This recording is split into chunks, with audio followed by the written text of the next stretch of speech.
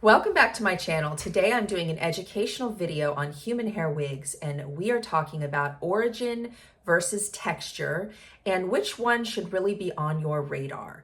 If you are interested in learning more about human hair and the workings of human hair so that you can make educated decisions, you want to stay tuned for this one. As always, please subscribe to my channel, hit that bell, give me a thumbs up, and we're getting started.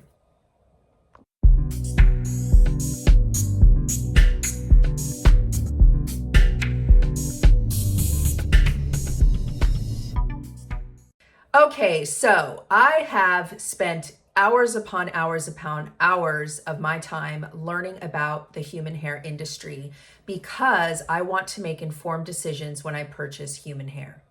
Human hair is incredibly expensive, as I'm sure you are aware if you've been looking at it, and it really is important to understand what you're buying. A lot of companies use buzzwords to describe their hair. Many of them will say it's Slavic texture or it's European texture, it's Mongolian texture, Brazilian texture. 99% of human hair that is put into wigs comes from China or India. So when we're talking about origin, it's referring to the texture, and that is a bit complicated. So what I'm wearing here today is a gorgeous, stunning Madison human hair wig that was custom colored by the wigged out artist. It's one of my favorites. This wig is described as Mongolian hair. Now, what I find about Mongolian textured hair is that it does not keep a curl as well as a Brazilian textured hair. You'll see that the curls I put in are almost gone. I would say the denier of the hair is thicker than a European texture. But what I want to let you guys know is that most likely this hair is actually Chinese, because most of it is. So I think it's important for buyers to understand what kind of texture they're looking for. Some human hair brands will say that it's European texture or Mongolian texture, which is really the most accurate way to describe the hair. Because unless a brand is watching the Chinese or Russian or wherever vendor they're getting the hair from chop that ponytail off a person's head, they really have no idea where the hair came from.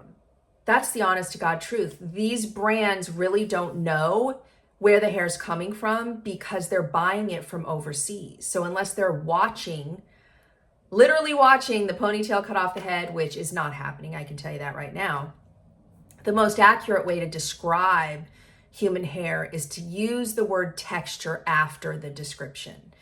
Not all brands do that, and I am not here to discredit brands or to say that they're doing things wrong in their business. I'm not saying that at all.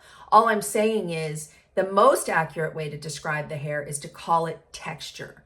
So this is a Mongolian textured wig, and it is described as just Mongolian on Madison's website.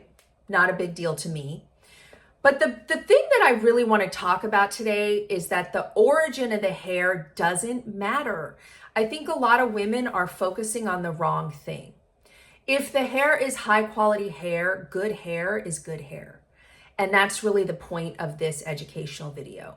When I buy human hair, I am looking for a couple different things. I am looking for the quality as far as, does it tangle a lot when I wear it? Does it change its texture after a wash? So after I wash it, is it going to start tangling more? Is it going to get frizzier? Is it going to get poofier? Or does it stay very similar to the way it was when I bought it? And the other thing I look at is, does it hold a curl?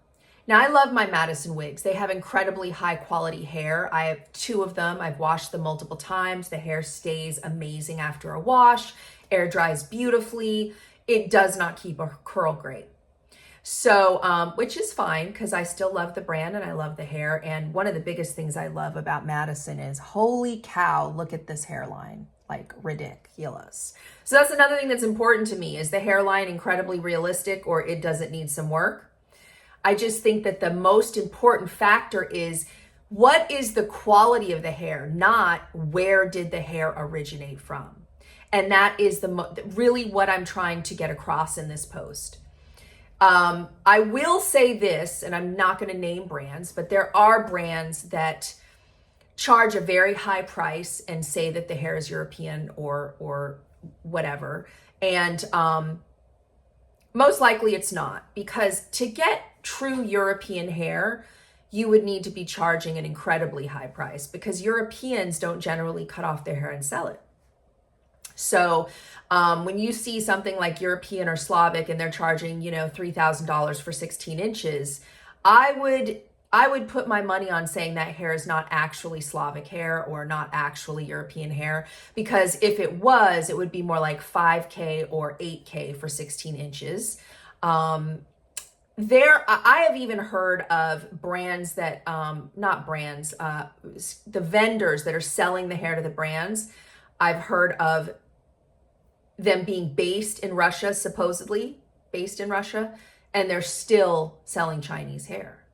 So that is not to say that there aren't a few out there that are actually getting, Slavic or European hair. Generally, they're going to be getting the hair dark. So it would have to be dark Slavic or dark European hair to be selling it for an even remotely reasonable price.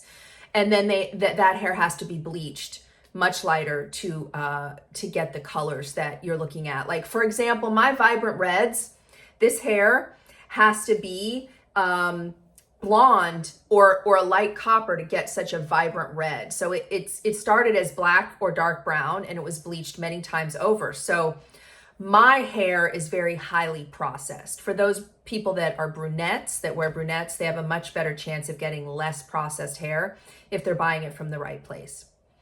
So a couple of my favorite brands for hair quality, because we really don't know where it's coming from, is of course Madison, one of my favorites. The Wigged Out Artist is another one of my absolute favorites. Now, the Wigged Out Artist has a European texture, and again, texture, and she does actually say it's textured. The difference between my Wigged Out Artist wig and this one is that the denier of the hair is thinner, lighter. It's not as thick of a denier, and it keeps a curl better, in my opinion. It's a little bit lighter in the way that it feels than this one. Mongolian is a little bit heavier of a follicle. When we talk about Brazilian, that texture is supposed to keep curl the best, although I've had Brazilian textured wigs that did not keep a curl very well. So I'm not sure, how that works, but technically Brazilian is supposed to keep a curl better. And what are the other ones out there? The main ones are Brazilian, European, and Mongolian texture. And I would say Mongolian has the thickest denier, and it does not keep a curl as well. Brazilian keeps a curl really well. And European texture is the lightest and the smallest denier and the lightest denier. So that's just kind of a little 101 on the texture. You should focus on the quality of the hair and the texture that you're looking for, because I'm telling you right now, most of it comes from China and India. All right. So again, I'm here to educate. I'm here to help you guys make informed decisions. I'm not here to discredit brands or badmouth brands. I have my favorites, and there's others I'm not a fan of, but that's not what my purpose is here. My purpose on this channel and to be here for you guys is to help you make informed decisions. So I hope this information was helpful. And once again, please subscribe to my channel, hit that bell, give me a thumbs up, and I will see you at the next one.